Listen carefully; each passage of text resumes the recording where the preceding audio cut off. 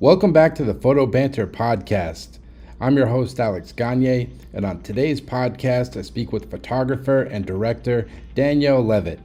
Danielle has worked with clients such as Nike, HBO, ESPN, Time Magazine, as well as organizations such as Planned Parenthood, to name a few. Danielle has photographed everyone from Lebron James, Kendall Jenner, Bradley Cooper, and Selena Gomez, to name a few. Beyond working for top commercial and editorial clients, Danielle is constantly working on personal projects around the globe, including one of her projects titled We Are Experienced, a series of portraits depicting adolescents in urban, suburban, and rural settings, which was published in a book by Powerhouse Books. Danielle is someone who has accomplished a lot, so I was excited to get a chance to speak with her. So I hope you enjoy, and thanks for listening. I guess start off, like, how's the last 3 months been for you? Like, obviously the world's kind of crazy right now. A lot of stuff going on. Obviously the pandemic, all the protests, everything. I guess for you, because I was reading one of your posts on Instagram, and you were kind of just like reflecting on how your normal life is this kind of go, traveling, shooting. Obviously work's been kind of different lately for everyone, but I guess how's the last 3 months been for you, I guess? It has been wild. I mean, I can even do it chronological if it makes more sense. Like, it started and I was welcoming the pause because I was like, this is done in 2 weeks. This is done in 3 weeks. This is done in a month. And after a month, I was like, wow, I travel more than anyone I know because I just created the career I guess I wanted for myself was one that included seeing lots of things and being lots of places. And, you start to learn about like all of your instincts, but our normal schedule for this year, we work with Rick Owens in Paris 4 times a year. Yeah. I had a wedding in Italy, a wedding in Austria, a wedding in, I had 4 weddings. I can't even remember. Austin, and there was another one. There was going to Marrakesh. There was going to, just whatever. I don't even know. We were going everywhere. Go. And it was going to be every month this entire year. We were going to be out of the country, I think. So when the pandemic hit, I sort of took it as like this wonderful opportunity to take a break. Yeah. Because there's no FOMO. There's no fear of what work I'm not doing because there's no one's doing anything. Yep. And then after a month, I was like, okay. And what I did is basically I've taken this time, and this is only the beginning. We'll get to the unrest and everything else later. But I really took this time to be reflective and start to look at things and say, okay, what do I need to get done? What haven't I gotten done? What am I doing? What do I feel? What do I want to try to achieve? I don't know if I'm doing any of that, but what I started to do was work on my archives and really talk about my experiences because, I've been shooting for so long, and it's clear to me that I've changed so much in the course of my mental approach to work and how I feel about things has changed so much. Yeah. And people sort of ask me, like, on social media mainly on social media, a similar question all the time, like, really, and I know this is for everyone, how do you make it? How do you get someplace? But there just seems to be this space, and maybe I should push on it further, where successful people don't talk about how challenging it is to start. I mean, and it is challenging. I mean, at least it was for me. Riddled with anxiety, riddled with fear, riddled with the unknown, and realizing that I didn't have a second path. There was only one path for me. So here I am having all this anxiety and this fear, but I also don't have a backup plan. Yep. So I started to think about that, and that's when I started, writing more. I've always been personal in my posts, but this was a more targeted and specific kind of experience. Yeah. And so I have been really reflective, and I've been truly taking the time to recharge, like in a real way, because I haven't been in one place for more than 10 days in probably 10 years. And also, like, when you're shooting as much as you do and traveling, I would imagine, like, a lot of times, like, even for myself, because you're just going from job to job to job, it's Mm-hmm. hard to even have the time to actually look at your work and Correct. even try to be like, what do I want to be doing? Like, because Right. you can just get busy being busy. So it's like Sure. having the time, like you said, like the last couple months, is like there anything you've taken away, like positive out of this? Everything's crazy, you think? I mean, I'm looking at what I want to do. I'm feeling how I want to feel. I'm reassessing what's important, and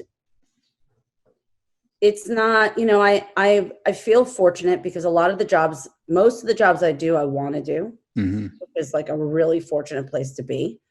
I feel blessed that I am sometimes deciding between two great options and killing myself because I can't, I want more. Don't get me wrong. I do not think this is the end all be all. I do not have it all, but I have to sometimes just look at what I have at hand and say, stop. Okay. Yes, we all want more, but Yep. take what you have right now and feel proud of yourself that you're here. And that's a driving force. At least try to stay in the moment and recognize in this moment this is a good thing. Even if you want something else, Yeah, you still are good with what you have right now. definitely. So I'm like, what am I excited about? It's been so long that I've just had to actually think what I'm excited about and who I want to talk to and what I want to do. Yeah, and like during this like whole quarantine thing, it's been interesting to see. I've been talking to a lot of photographers, and like some people have taken this time and have been working on personal projects just from their home. Maybe it's Yeah. shooting their family, maybe it's shooting still life. Other Yeah, people have kind of this put the camera down. This say this have not had the inspiration. that was Like, me. yeah, that's kind of how I've been like, because like I mostly shoot people, and I haven't Right. like I'm still like there's stuff I want to shoot, but I'm still being cautious, and it's like I'm just kind of taking my time. But I guess like where's your mind at? Because like looking at your stuff, you're always shooting stuff, so it's kind of I know I'm a crazy person. Well, my agent Deb was like in the beginning, like, Danielle, what are you doing? Where's your head at? And I was like, this is the first time in my life I've paused. This is the first time in my life I've taken a moment to actually not work. And I know a lot of people think that, but I have really put a lot on my own, like whether or not it's a lot or a little to other people, to me, yep, I carry a lot. So what I've done and what I'm about to start doing, I haven't taken any pictures, not outside of going to the protests, which were very rewarding. yep, But I've been doing more. When I started, I used to do all my own street casting, and it's been hard to find people on the street that you like. In general, I'm too busy. I'm like, okay, I'm going to get somebody's number and then call them in 6 months. Like, it can be challenging. So I've been a little bit more proactive about reaching out to people, and I got some numbers of some kids that I think are cool. And there's a kid who I met who lives down the street who I'm hoping to shoot next week. And then there are these other ones that I'm hoping to shoot. So I'm starting to think about future, going and it's stripped back. It's just me, like no yeah, crew, no nothing. Maybe I'll have someone else with me to help me like kind of create lighting, yep. but it's just how I started. You When do you like that? You think? I think in this case, it'll be nice. Yeah, Yeah. yeah, because that's like looking at a lot of stuff you do, like when you're shooting these big campaigns for whatever it might be, like Rick A Owens or lot of people on yeah, it's a lot of people, and it's like, I mean, I worked on those sets just from like shooting and assisting for Yeah. years, and it's like Yeah. sometimes, I mean, it's good to have that help, but then other times it can just kind of slow down the process. Sometimes, like, Oh, it's yeah, how do you kind of deal with that? Because it's like everyone wants to put their 2 cents in. It's like the circle of people looking at the monitors, which is good because like you meet amazing people on these sets, but it's like a give and take, you know? Well, we did a job. I did a huge job where the client and the creatives didn't, I don't think that it was as clear to each of them what we were doing. And so there was that moment in the beginning where I was like, hey guys, I'm happy to make it more. I'm happy to make it less. I'm happy, like, let's get it where we want it to be. But Yeah, let's decide where that is. And what, like, basically, everyone get aligned. Let's figure out what we're trying to do, because the only way to make this the best is if we all have a direction and we're striving towards it, because if we're on the same page, then. So in that regard, I do, as a professional, knowing knowing that the day is already over when it starts and that the time will come and OT will come and all that stuff. I try to nip that kind of stuff in the bud. But that's something that I train myself how to do. Yeah. And like you were mentioning earlier, like people don't understand like how hard it is to make it in this business. It's very competitive. Yeah. Like when you're starting out, like, did you kind of always just have that confidence in yourself that you would succeed? What do you kind of remember about being a young photographer? Because when you start out, as you know, no one knows who you are. These photo editors don't know you. They're not returning your emails. They're not going to meet with you. Like, what do you remember about those early days, and what do you think kind of kept you going forward? I mean, honestly, that's when I talk about these things. Like, I hated those early days. I hate that feeling. It's awful because, I had one goal my whole life, and it was to be a photographer. So I didn't think, just because I want to be a photographer means you become one. Yep. But I also don't think I had any idea what it meant to become one. Like, there's no real rule book. Like, what's helpful with Instagram or with your podcast, whatever, we can speak to somebody directly and say, okay, so you're going to become a photographer, and it means all of these other things, you're going to have to do all this work. Nobody told me. I didn't assist. I didn't know what I had to do it. So writing, it wasn't even emails. You know what I mean? I don't even know what it was. Phone calls. Well, I think back in the day, like a lot of magazines, they'd have a day where you could drop off your portfolio and then like stuff like that. Yeah. What did I do in the early 2000s? I mean, I met a lot of people going out and living in New York City. I would take meetings with a lot of people. I really tried to get my foot in the door. I was persistent. I was constantly shooting. I was constantly working.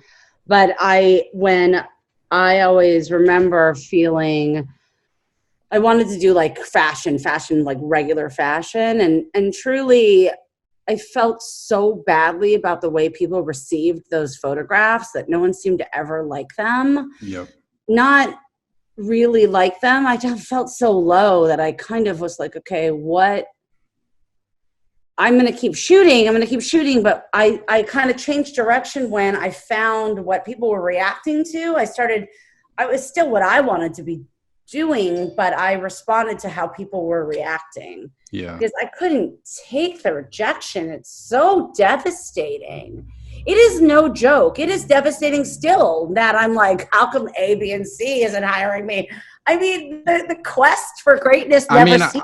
I think that's good. I think it's good to hear that, because I think a lot of times people listening to these podcasts, they look at you, they look at these other like successful photographers, and they think like, right, oh, they've just arrived. But it's still that constant battle for you. Like, and especially I talk about this all the time, is this like even more so with social media, it's easy to be like, compare yourself to like what this person's doing. Because it's like, as you know, I mean, Instagram's just a highlight reel. You know what I mean? Right. Yeah. Highlight reel. But it's also a great platform to get stuff out. I mean, look where we are today. It's a give and take. Yeah. No, for sure. But like in terms of work and non-terms of social stuff, like you do have a highlights reel, but it's, it's one, I mean, some people maybe are fine. Some people get to a point where they're like, I am making money, I am shooting what I like, and I am cool. It doesn't have to be any different. Yeah. And I will say that I desire more, but then there are places where I have greater faith that it's all going to come. Yeah. Like I know that I shoot real people, and I've been doing it so long, it's second nature to me, right?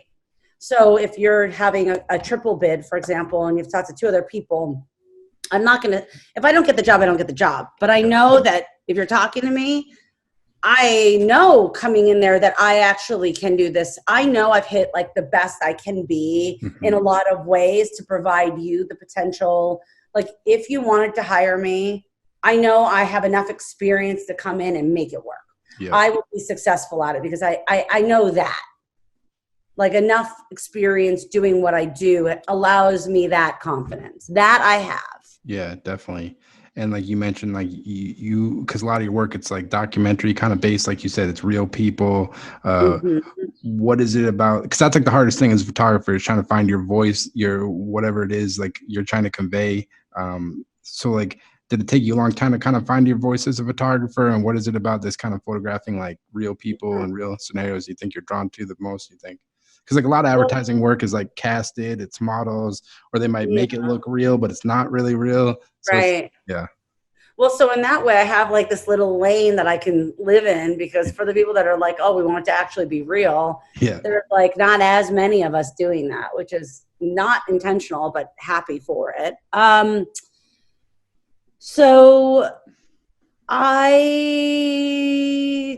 mean, when you're working with models, you have to create characters and you have to be really good at that creation. You have to make it feel like an extension of them. It has to be real. It can't be forced. And I shoot with models and I'm much better at it now than I was before. But I would say some of the critiques that I got like in the early 2000s, like almost 15 years ago, would be like, I remember one photo editor was like, Danielle, these pictures don't look like you. You look cooler than these people. Like what? Because you have to imbue these people with character. Like what is it you're trying to say? So you have to rely on a great stylist, great hair and makeup. You have to learn how to manage your team and say, okay, that's too much hair, that's too much makeup. But you have hair and makeup people that want to shine just like everybody else. And if you say, okay, don't do anything, they're like, why am I here? So you start to learn these things. And with real people, it was way easier to start to accentuate the things that already existed about them. Yeah. But I just liked how unexpected everything was. Everything was a new challenge every single time you met somebody. You don't know anything about them. You don't know about their world. Now I'm learning, you know, you live in this world. And now, I mean, I've been to almost every state in the country. I've been to multiple people's homes. I've seen all these things. So I could speak now with having experience. Yeah. And I like the knowledge. I like learning about culture through the people that are doing it. Definitely. And have you always just been good at like communicating with people? Because like you said, sometimes you're photographing some big celebrity, or it's like some person, this like some high school kid in his bedroom, who's not used to having his picture taken, or whoever it might be. Like, have you always just had that skill set and like confidence approaching anybody on the street, or you think it's just something you kind of build on and you kind of build that confidence? Well, I do have a very loud, big personality. I know, that's why I'm like, I was excited to talk to you because I was looking at your Instagram. I was like, oh, Danielle's gonna be hyped because like, I see you on the set. You got like the megaphone and you're just like hyping around and dancing people. And it's cool. Yeah. I mean, I was born this way. Don't get me wrong. I've always been social and kind of loud but I've gotten better at making people feel better. You know, one of the things that I talk about and I feel like I should maybe go back to on the Instagram to share a little bit more. Hey. Like even people I don't know that are on the street. When I was so riddled with the anxiety, it was hard to let me come through. Like when I was sitting there and it's the 90s and everything is about being lit and everything has to be perfect. Well, if I have a lighting that's this big and you fall out, I'm like, go back. Like there's no freedom. Yeah. And in 2008, when I published my book in 2008, 9 or something, and the economy collapsed and everyone lost their job first round. Yep. And I was like, what am I doing with myself? How are you going to grow? How are you going to begin to start and embark on your new phase? Mm-hmm. I ditched the confines. I ditched the lighting. I ditched it. Now I have a whole arsenal of ideas and I can go back to it anytime I want. Mm-hmm. But I ditched it. And I started directing people in motion.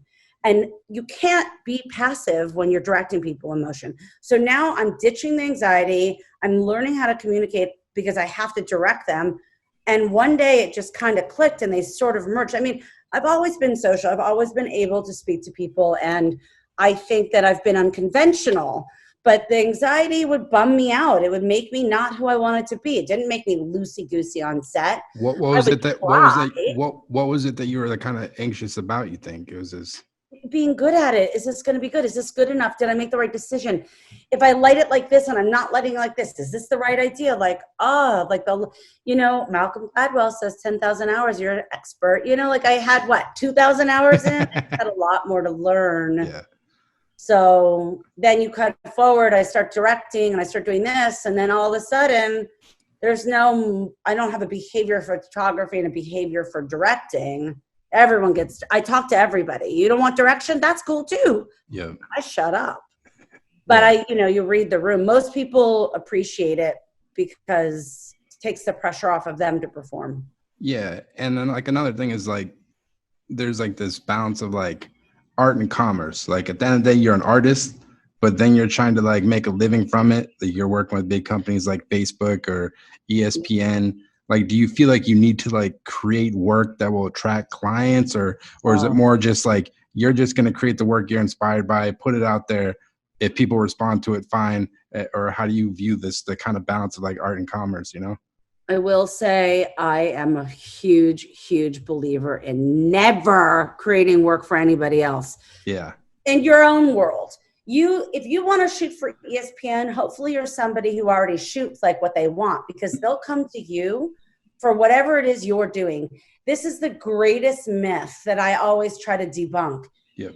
Never chase. If you're chasing it, you're too late. Exactly. You have to be at the forefront of it. You need to be the person who's creating these worlds. And you look at all of these photographers that have come before. Some people who have their work that's rooted in energy or in light or whatever. There are the people that I think that live in the worlds that I'm most inspired by, they didn't follow anyone. This is just the path that they're on. Yep. ESPN photo editors, GQ photo editors, all these magazines, these people love photography. That's the theory, right? They love photography and they want to discover and explore something new.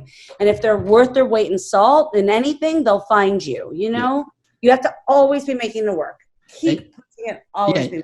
And you're interesting because like you're looking at work. It's so amazing because you bounce between all these different worlds. Like you'll shoot the cover of Glamour, where it'll be like Kendall Jenner or something. And they'll shoot the cover of ESPN and it's like this other stuff. So it's like, it's amazing. I don't know if that always is the best idea. But it seems good though, because that's what's fun about photography, I think, is like being able to do all these things. Like if you just had to shoot, like if you only shot fashion every day, like do you think you'd get bored of that?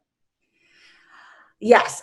I like the challenge of these things. The reason why I like shooting celebrities is because that's just another level of a person and a character. Like you shoot celebrities, right? The cover of Glamour. There are some serious parameters.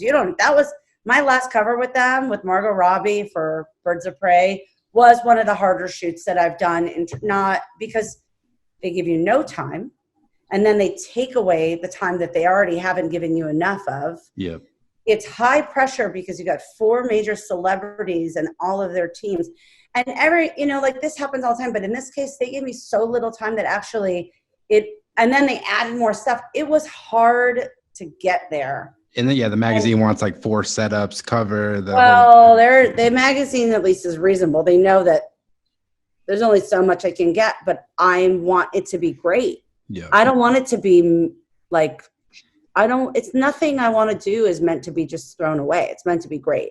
So what does that mean? It means that I need maybe a little bit more time to decide that this looks good or not, instead of being like, okay, we don't have time to decide this better look good. Yeah. That's a different way.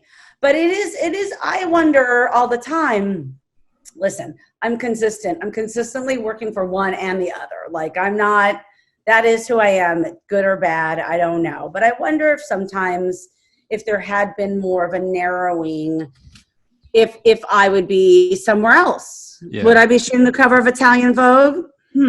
I don't know. Probably not, because I don't shoot models. I don't know. Yeah. Yeah, I don't know. It's a hard thing. I think it's like I was talking to someone the other day. It was like, you can look at other photographers and you can use them as inspiration, but like everyone's life path is so different. Like how you met this person. And it's like it's, at least for me, like there's like clients I've like reached out to for years. And like, I want to shoot for them, but then it's always out of left field. You get a call from somebody and it's like, wait, what? Right, exactly. Where'd you come from? So I guess that's the cool thing about life. Like you can plan as much as you want, but like, who knows what's going to come around the next corner. Well, that is another thing. So I say, never chase a trend, always create your own path. And I always say, you have to make work, because guess what?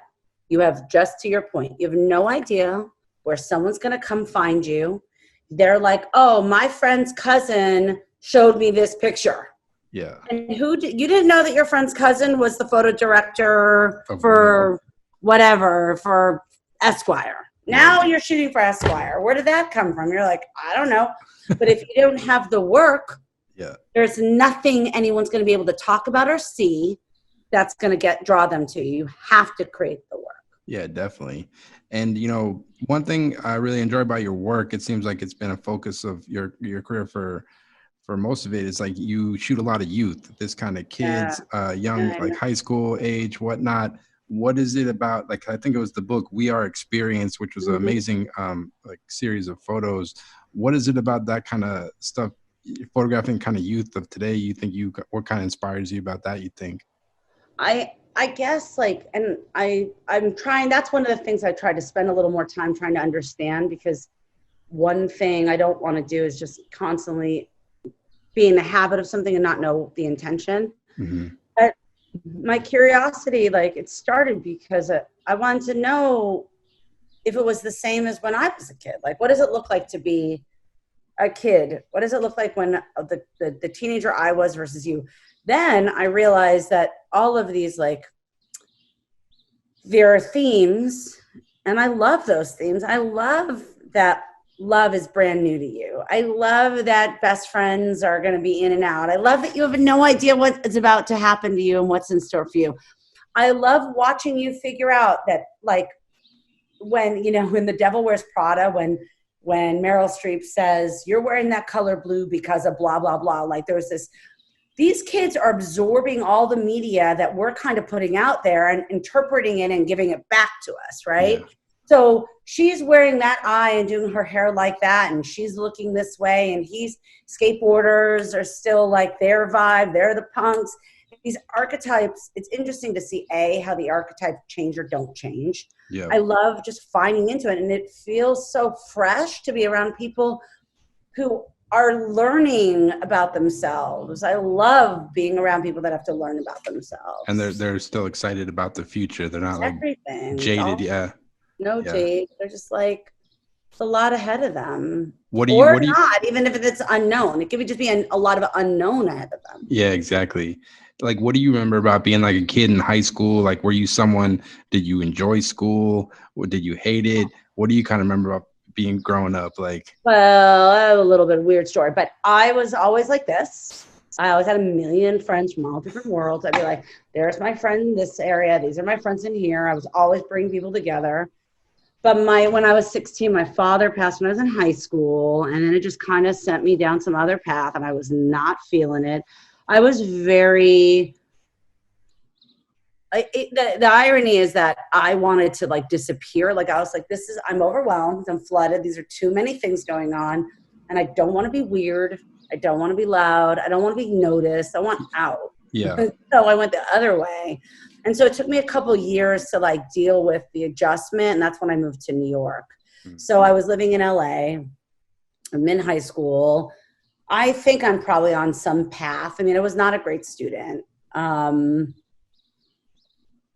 Yeah, I'm not a great student. Because when you got to New York, did you study photography, or did you just kind of get straight into shooting or assisting? Or what was kind of your first step? No. I had a job. I was a waitress. Yep. And then I had been a printer when I lived in LA and Long Beach. So I was a black and white printer for some little baby newspaper or something, some local newspaper. And I kid you not, maybe the reason why I encourage everyone to do everything, because you never know when your life is going to change. But my boyfriend, when I was in Long Beach, when I moved to New York, had a friend who had a friend, and that friend was a photographer. Yeah. And he was he wasn't paparazzi, but he kind of was doing weird little event stuff. Yeah. And he's like, hey, Danielle, I'll pay you $25 to go shoot this thing for the New York Post. It was Club USA. I was like, hell yeah, we'll go to Club USA and shoot this thing for $25. No problem. So I did that, and I brought the film to the New York Post. And when I was there, I wasn't stupid. I met the photo editor, and I was like, hey, do you need a black and white printer? So I sent my resume, and I got a job, and I worked at the New York Post as a black and white printer. And then we went and did digital. And so I worked at the New York Post for a lot of years. And I had a full-time job there. I wasn't happy, but I worked there, and then on the weekends I would test. I never assisted. I didn't go to school. And when I eventually got a fashion column, kind of a knockoff Bill Cunningham Streets. It was called Street Yeah, I saw Smart. it. It's on your Instagram. I'll post it. It was really cool. It's funny, right? It's all like, this is how I know all the people from like A Life. And that's how I know a lot of people, is I would be on the street every day, shooting people, looking at people, talking to people, whatever. And I took that job. I quit the full-time job, did that full-time, and then transitioned out. But I was always just testing and practicing. And that, you feel like that's a big part of this business, is this being like this, I don't know the word networking is it, but this like being a part of the community, and this like this being a part of it. Like you're an artist and you're talking to all these people, and that's kind of like a big part of it. I mean, I think so. I don't think I know, like, it is hard. I mean, that's where I feel like sometimes I'm out of touch, because now the world's a little different. Yep. I do think that meeting people for me at that time was essential. If I hadn't met people, I don't know how I would have got them who I was. Like if I just was only sending, I never even did I don't think I did the promos, but if I was meeting stylists, and the stylists already had a relationship with the magazines. Like it's all about like the young people connecting with each other. That to me is like such a big part. Like you talk to this person, you get with this person, the applicant. There's, I don't know, work begets work. But yes, it's you. I think you can be genius and brilliant and still get noticed. But I think that people who put more stuff out there are it's a little easier to see them. Yeah, there's like you said, there's always be shooting, and it's just like working on your own personal projects, because they're like looking at your website. It's like obviously you do all the ad campaign stuff, really cool, like editorial and all that stuff. But it's like it seems like you're always working on personal projects.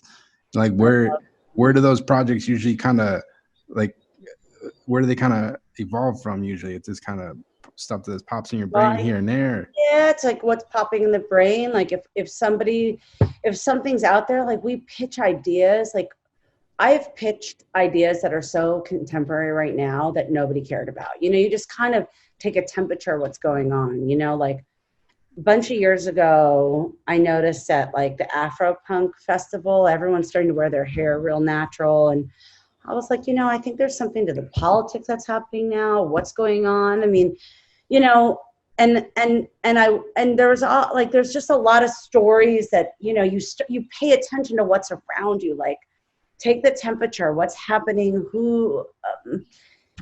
not always the easiest thing. Like we've worked with the LGBTQ space for a long time. Yeah. And in part because that's what I consider my family, but also because it's a voice of the underrepresented. And I just try to pay attention a little bit what's happening out there. I don't know. It's not always hard. And also I'm still really critical of myself. So I also don't 100% think that I have nearly done as much as I could or should or would, and wish I had more. Because that's like one thing I'm always curious about. Like, do you walk away from like every shoot you do like completely satisfied? Or is there's times where you're just like rethinking stuff like, why did I do that? Why did I do this? Or is it just kind of... Yes, of course I do. But less so now, luckily. Less so now. I have much more peace now. Mm-hmm. But looking back, so I'm going through, like I just did this big sale to help raise money for Black Lives Matter. And yeah, I think you saw on Instagram, you almost $10,000, right?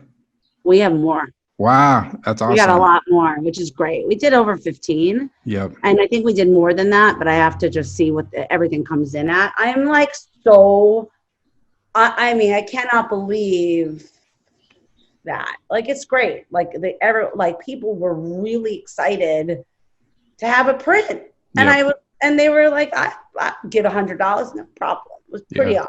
Yeah, it's like the real power of photography right there. Like, obviously, it's great to shoot some celebrity or whatever, but doing that, it has a lot more effect, I think, than any other thing, I'm not putting any celebrities on my wall. Those don't make me feel. Yeah. They're a different exercise, and I like them a lot, and I love shooting celebrities, but they're not going on my wall. It's like, for me, what's going on the wall is the stuff that makes me feel like a connection. But, as portrait photographers, as people photographers, that's the thing. But I'm looking through all this work, and I haven't even posted. Like, look, I'm like, Oh damn! You You got the know, Danielle's got the that's rug. four. I've got You got the 2 rugged. more here. I got 4 here. That's 6. And I'm realizing how good pictures are that I thought were so bad. And that was only a couple years ago, 4 years ago, 3 years ago. Yeah.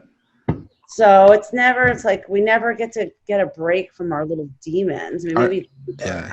Are you someone that do you welcome like criticism to your work, or do you look for people to give you input on stuff you're shooting? Like, I know obviously you work with a rep and other things like that, or are you someone that kind of show your work to your friends and kind of get input or whatnot? No. No. But you know what you want. I like that, Danielle. You're like, you know what you want. No, it's not even bad. It's like I never think to do that. Yeah. Like, I will say this. I shot an ad campaign this summer that they ended up not running the campaign, not because of me, but they decided the ad camp, the client and the ad agency, they broke up. So they never ran it. They didn't like it. I don't know. They didn't like it. But my agent was very direct with me. She was like, Danielle, this doesn't really feel like stuff you put out there. This doesn't feel like your work. And in this way, she gives me criticism, she tries to like encourage me. Actually, that's not true. I'll tell you, my husband, Harry Illman, is a brilliant photographer. Yeah. He's absolutely changed the way I see. He's always like, Danielle, move around more. Danielle, get down, get here, do this, do that, do that. And he's constantly pushing me. Yeah. My agent the same way. But anybody else, I have enough criticism. I probably am fine. I like that. What's it like being married to another photographer? That seems like love it. I looked at his work before I got on this. I saw it on your Instagram. Yeah, he's an amazing photographer. He's so good. Do you guys kind of like draw inspiration from each other? Like, it seems like it seems like an interesting relationship. Yeah. He is really great for me. He like encourages me to be better. Yeah. And he does, like, I know when he likes something, it's real. I also we met because he assisted me, and so he helped me on set. And he even, like, when I was doing the protest stuff, he was there just as like as a person at the protest, we don't work together anymore. Yeah. But at that point, he said, Danielle, you already got that picture. Come on, start thinking, push yourself. Yeah. So I think I inspire him and have a decade's worth of work underneath my belt that he doesn't have, that any question he has, frankly, I probably have an answer to. Yeah. Because I've already done it. Yeah. In some way, how it worked for me, what the experience was. So in that way, like, as he's learning about and he's getting his campaigns and he's doing his thing, he has somebody specifically who's already done it who can say, this is what happened. When they're not doing that, I'm just going to say, if they're going silent, it's never a good sign. Like, there's those things you pick up. Yeah. And I think that lighting wise or anything like that, I don't know if he has his own way. He's very specific. That's cool. You guys be busting each other. I told you to use the strip tank. He will say that to me. Are you kidding me? He will be like, I didn't say you should do that. That's for cool. Real that way. Yeah, no doubt. And one thing I was kind of curious about, like, with the advertising stuff, like, do you feel like if you want to get that type of work, do you think you need to have a rep in this business to kind of get into that? So, I think obviously people want advertising work because it pays bills, it keeps the lights on, and it's like, it's a weird industry. It's I guess, what's your kind of take on that? And like, what do you kind of remember about some of your first advertising gigs, I guess? Oh God, they're so I shot Dave Chappelle's last photo shoot for Comedy Central before he quit, like the day before he quit. Oh shit. It was awful. He was like, you know what's funny? I saw him recently for the first time ever. And I was like, I know you'll never remember the story, but I think I took that with me as the biggest failure for so long, because the shoot was so mediocre, in part because it wasn't that it was mediocre, it's just that he was having a breakdown. Like, he knew he was leaving the show. So it was like, he knew that he was done. He had already decided all this stuff. And I'm just going in like, but I'm hit with all this resistance. This is early.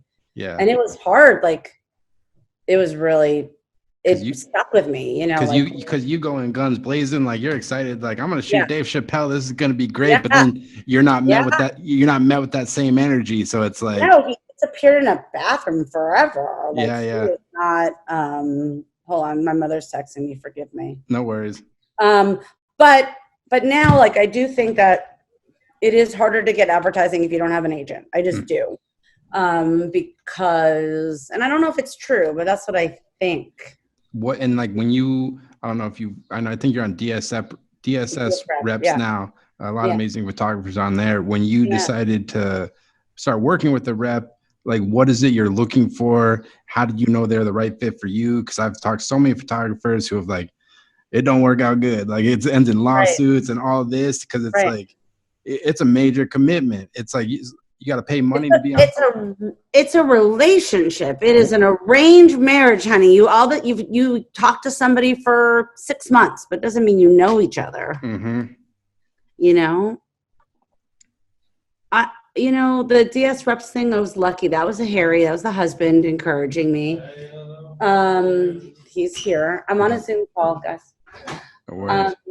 I had been at CLM, and it was I wasn't feeling it was the fit felt off. Yep. And it was time to make a change. And Harry was like, well, okay, well, what do you want? Like, what are you looking for? You need to ask yourself that. And I was like, oh, I just didn't even know. I felt a little bit defeated. I wasn't sure what I wanted to do. Mm-hmm. Hold on one second. Yeah, we were talking this about your kind of rep situation, what you're kind of looking for, because it's like, how do you know? It's like you're saying, it's a relationship, it's an investment, because you got to pay money a lot of times to be on these rosters, all that, Well, you're paying money in what you have, to them. And the thing is, the relationship's invaluable. You want that, you want partnership, because you could be myopic and be like, okay, that percentage I'm paying them, let's call it 40%. It's not 40%. Let's call it 10%, actually, just in case anyone's freaked 10 out. sounds good. Call it 10%. That 10%, you can't look at it and think it's in a vacuum. You have to realize that it's about the relation. Like, under her watch, I have great company. She has, it's not, everyone always talks about, oh, this person's my client, that person came to me already. It's not about that. It's like, yeah, all right, I worked with Whited and Kennedy for years, right? Mm-hmm. Well, let me tell you something. Whited and Kennedy works with my agent for years too. So every time they go to that roster, they may be looking at Jason Nacito, but they're like, oh, what's Danielle up to? Yeah. Because they're there. It's like, you can't, so narrow. Like, you need to realize it is a union in that way. And my earbuds are not coming. Definitely. So when my husband asked me, he was like, Danielle, you need to decide what you want. Like, where are you going? What's this next step? And I was like, I don't know. Like, I'm so uncertain what that means. But then she works with a lot of great artists. She is a very well-respected agent. She's a great editor, and she has a lot of relationship with ad agencies. And I was like, well, I want to get more advertising. I want to do more of that. Yep. And everyone was like, well, Danielle, you hustle anyway. You get your own editorial, so it doesn't, like, why don't you focus on that? And it's been a very, very powerful relationship, very important relationship. No, that's great. And then, but the thing that I look for is, like, do I like who they have on the roster, and how do they communicate? Because frankly, one of the hardest aspects of a kind of relationship is you don't know how they're going to communicate with you or with your clients or anything. And can you be honest? Can you say what you're feeling? Can you say, I don't want to do that job because it's not, like, I don't like the concept. Mm-hmm. And you say, hey, I'm feeling overwhelmed. I have too much going on. I need to take a little break. Like, what can you say to this person? They're your partner, so you better be able to say whatever. And that's what I felt was important, or I've been working towards establishing. Yeah, definitely. And like, when you kind of start out in this business, you're a woman in photography. Like, when you start out, I mean, it still is, it's a male dominated industry. Oh, like yes, it is. When you started out, was that something you were thinking about? Was it intimidating? Do you feel like the industry has changed much since you've been working in it all these years? I mean, I have to say that hold on a second. Harry, I'm sending you a text with a place where we bought it so you can look at their thing. I feel like being a woman in this industry is very difficult. Yeah. It has been very difficult. I think it has added an extra level of challenge to an industry that's already hard to break into and get part of. And it's hard to articulate because they're not like, oh, Danielle, we're not hiring you, we're hiring a man instead. No one's saying that. Yeah. But I feel like I have been hustling and pushing, and the industry sort of had to take a revision and say, okay, people were like, we're going to start hiring women. We're going to make a concerted effort to hire women. And I will tell you, since that day, I've never been busier. Yep. That's good. And I heard, because I worked with this one woman, and she worked in sports, and she is a woman. And she said, I've never worked with a female photographer. I have had people call me and say, I see, sometimes you'll see a deck and it'll list the photographers that they're considering. None of them are women. You look at all the rosters, no women. It's not like anyone's like, oh, I hate women, I'm not working with women. They just don't. It's not part of their psyche. So I think it's hard to be a woman in this. It has been hard to be a woman in this industry. No, definitely. I can only imagine. I guess, what would you say to those younger, female photographers maybe listening? What kind of kept you moving, kind of helped you kind of get to where you're at? You think just kind of not saying no, is kind of keep pushing pretty much? Or? Yeah, it's like really, you just have to fly above it all. It's not, I mean, the minute it's everybody else's problem, they didn't hire you because you're a woman, they didn't hire you because of this, like, you're going to get trapped. Yeah. You get stuck. Like, do I think it's harder? Yes. Can I state one example of where I didn't get a job because some guy got it? No. But it's just an industry sort of a mentality. But I also think it's changing. And I think people are like becoming much more open. Like, I have shot massive campaigns in the last couple of years. Massive. Yeah. Like one thing I had like multiple billboards up. I mean, I think people are allowing the opportunity for people. And I also, I don't know, I'm not a man, so I don't know how they work. I don't know how it typically works, but I know that one other thing that's happening, people want to work with people that are collaborative. I think they want to work with people that are nice. I think they want to work with talented people. Like, you need talent and you need focus, but also, do your sets have to be tense? Do they have to be a bummer to be on? Does that person have to be a diva? No. Can that person instead be someone you're excited to be around because they're excited to be there? Yes. Yep. Be nice. I think expectations are just shifting. Yeah, definitely. It's been even in the last few weeks. I don't know if you saw a couple of publications like New York Mag and Vanity Fair. They caught a lot of heat because they had a cover of the protest for the Black Lives Matter movement. Mm-hmm. They ended up hiring a white photographer for that cover. Yeah, I saw that. They actually issued an apology, and because I think, more and more, like you say, that you got to take these things into consideration. It's like, it was interesting to see the dialogue, and I think everything that's going on, I would hope that some of these editors and stuff would kind of start thinking differently and kind of look into a broader range and of like who to hire. There's going to be a major reckoning now. There's going to be a massive shift, and there's going to be a lot of people given opportunities. And again, that's why you want to create all this work, because you want to be able to be a person who can be given an opportunity and have something to say, okay, you guys, I can get my foot in the door. Well, what are you showing? Mm-hmm. What does that mean? Who are you? Like, what are you doing with that? Yep, definitely. A couple more questions. I'll let you go. Sure.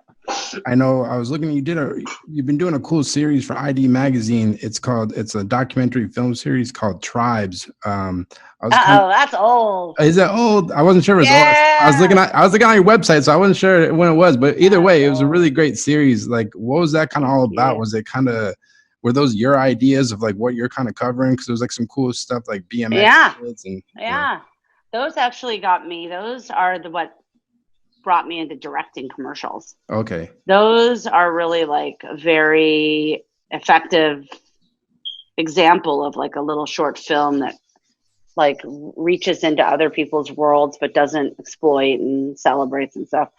I did those for ID. It was actually through them and Mark Jacobs, and it was a long time ago. That's all I've been doing. I've been shooting tribes. I've been shooting families. I've been shooting kids. So that was just their brief, but we picked the worlds, and I'm very proud of that work. We had very little money, and we made major, big projects, like got massive casting, huge shoots. I mean, it was a great exercise, but that's like a lot of the stuff I do. They're like tribes of people, tribes of kids. Mm-hmm. It's harder with internet and globalization because there are not as many weird little pockets to find. It's harder because there's lots of pockets already found. All right, that's interesting perspective. It's harder to find unique stuff, I guess. Yeah, I mean, it was easier when I was the only one looking. He's got to dig a little deeper. You got to start going like Antarctica or something. I'm just joking. There's still a lot of good stories out there, but I mean, Danielle, I guess to wrap up, like you say, you've been shooting for a while. You've accomplished a lot. Like, what do you think's like the kind of key to your longevity in this business, and kind of any parting words for the people listening, just kind of who are aspiring to kind of do stuff that you've kind of done? Oh, geez. Heavy question. No pressure, Danielle. Heavy, no pressure. I mean, like I would say to always be thinking forward.